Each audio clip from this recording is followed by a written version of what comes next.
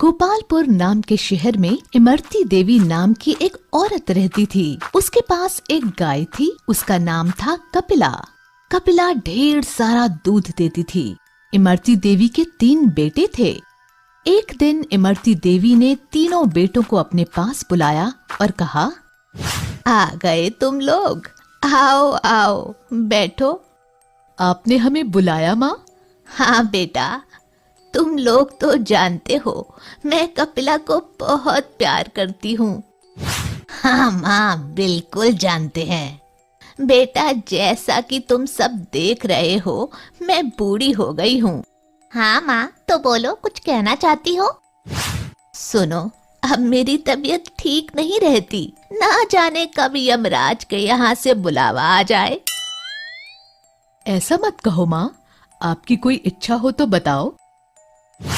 वो देखो, कपिला एक अच्छी और दुधारू गाय है। अभी तक हमारे घर का खर्चा इसी के दूध को बेचकर चलता था। मैं चाहती हूँ कि मेरे जाने के बाद भी इसे कोई तकलीफ ना हो। ये ऐसे आदमी के पास रहे जो इसका ख्याल अच्छे से रख सके। हाँ माँ, ठीक है। आप ये गाय हम में से किसी एक को दे दो, वही इसकी देखभाल करेगा। नहीं, एक को क्यों? इस पर सबका बराबर अधिकार है। हाँ, इसे किसी अच्छे किसान को बेचकर मिले हुए पैसे हम सब में बराबर बांट दो। नहीं, मैं इसे नहीं बेचूंगी। फिर क्या करोगी माँ? मैं इसे तुम तीनों में बराबर बांटना चाहती हूँ। तीनों में? ये कैसे हो सकता है? हाँ माँ, तीनों में वो कैसे? तीनों माँ की ओर देख रहे थे।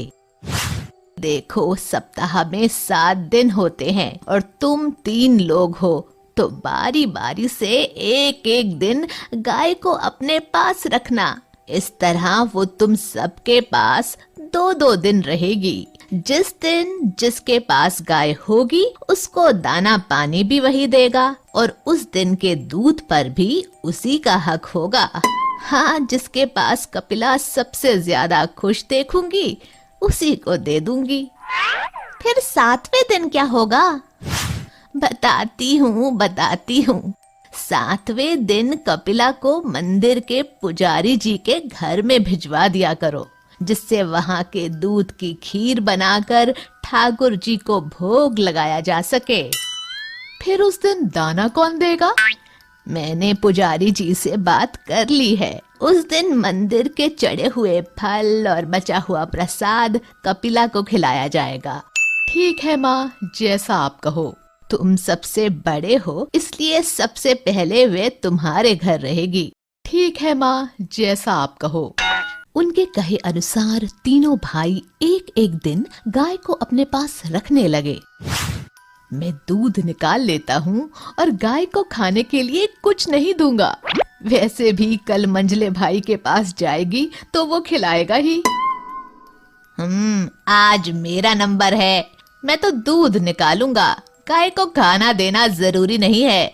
कल बड़े भैया ने तो खिलाया ही होगा और कल छोटा भाई भी खिलाएगा। तो मैं ना खिलाऊं तो किसी को कानो कान खबर भी ना होगी। 2 दिन से खूब खा रही हो कपिला, ज्यादा खाना नुकसान करता है। आओ, आज सिर्फ दूध दो मुझे। इसी तरह तीनों भाई दूध निकालते और उसे खाना कोई नहीं देता, लेकिन पुजारी जी कपिला को अच्छे से भरपेट खाना देते। इमरती देवी देख रही थी कि कपिला धीरे धीरे कमजोर होती जा रही थी। आखिर उन्होंने सोचा क्यों ना कारण पता लगाया जाए और बारी बारी से तीनों बेटों के घर जाकर जांच की। सबसे पहले बड़े बेटे के घर जाती हैं और छुप कर देखती हैं। आओ कपिला, मैं आज जल्दी में हूँ, दूध निकाल लेता हूँ। वैसे भी कल मंझले भाई के पास जाओगी तो वो खिलाएगा ही, तब ज्यादा खा लेना। मंझले बेटे के घर। खाना देना ज्यादा जरूरी नहीं है, पर पैसों की बड़ी जरूरत है। आज दूध बेचकर कमाऊंगा। कल बड़े भैया ने तो खिलाया ही होगा और कल छोटा भाई भी खिलाएगा। तो मैं ना खिलाऊं तो किसी को कानो कान खबर भी ना होगी, हमेशा की तरह। छोटे भाई के घर देखती है। 2 दिन से खूब खा रही हो कपिला, ज्यादा खाना नुकसान करता है। आओ आज सिर्फ दूध दो मुझे। तीनों जगह इमरती देवी को यही देखने को मिला। कपिला की ये हालत देखकर इमरती देवी बहुत दुखी हुई और उन्होंने सोचा मंदिर जाकर भी देख लिया जाए। वहां जाकर देखा तो वहां उसे भरपेट भोजन मिला और थोड़ा दूध कपिला के बछड़े के लिए भी छोड़ा था। तब इमरती देवी ने कपिला को पूरी तरह से मंदिर को दान कर दिया। माँ, ये मैं क्या सुन रहा हूँ? तुमने कपिला को मंदिर में दान कर दिया?